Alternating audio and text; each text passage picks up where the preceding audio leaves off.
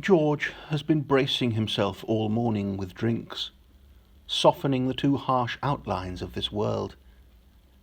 And he lunched very alcoholically, hardly using his teeth at all. For he knows that he has come here to be told by his bankers that he is ruined. It is a time for mourning, even for you, stern moralist, who hope to have some fun out of George's end.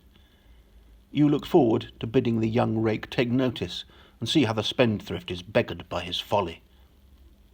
Well, you had better do nothing of the sort.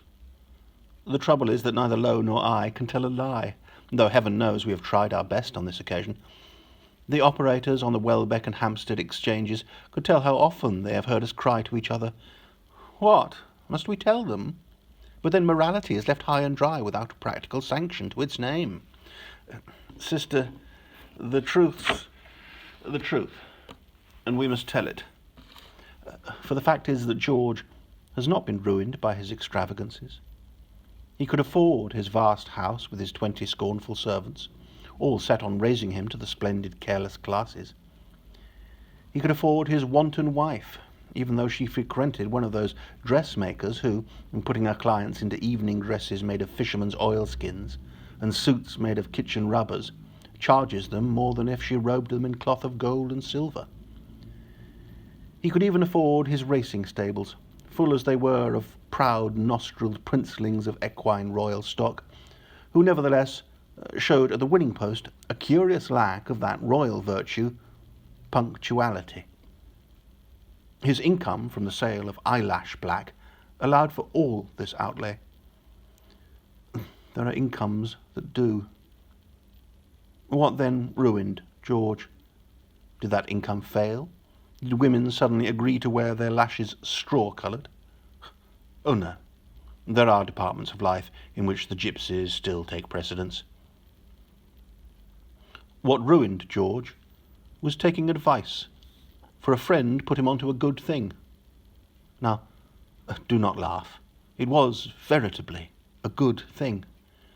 It was a substitute for shoe leather, cheap and flexible, which looked like making it possible that the whole world should be well shod. It was a most admirable invention, which performed all it promised, and there was no question but that a man who had enough shares in the company financing it should make a great fortune. So George bought shares at £4 that had once been 2 shillings, and soon they went up to £7. "Women," said a stockbroker to his wife one morning, "do not understand business." And then he went to the city and cheerfully bought stock for his clients at prices which represented no real value, and must some day ruin those clients and leave him without a business. Hence the crash came, and George grew uneasy. He grew uneasier still when the nations of the world, falling upon hard times through lack of trade, behaved as wittily as the Gadarene swine, and with one accord erected against each other tariff and currency barriers which made trade impossible. It happened this leather substitute was being made in several countries, notably in Central Europe. There are those of us who can charm the cobra, who can induce the woodland bird to leave its tree. But which of us can fascinate the mark or the pengo into abandoning its home? Not a soul will sell the manufacturer of the leather substitute the raw materials which are its basis, since they cannot expect any money to pay for them. The factories stand idle. And in a vain attempt to right the situation, the directors of the company have called up the unpaid liability on the shares. Then it was that George tried to find new money at the gambling tables, and did but lose the old. And so he had to borrow the amount of debt from his bankers and pledge his eyelash black shares to them as security. Now they have enforced their lien and realized the shares. His ruin, you see, lies elsewhere than on the green baize table. It has its roots in the malice of the times, which would have struck him had he been the most abstemious of men. Had he lived in a Bloomsbury boarding-house, practised the chaste thrift of celibacy, and had his life been as bare of horses as Mr. Noel Coward's cavalcade.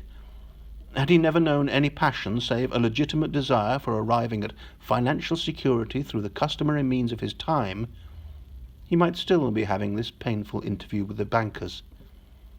And, I beg you, do not blame the bankers overmuch. Whatever faults they may have committed have been punished by the change in their prestige. On the other side of the Atlantic, this change makes ribald manifestations. Don't tell my mother I've been made vice president of a bank.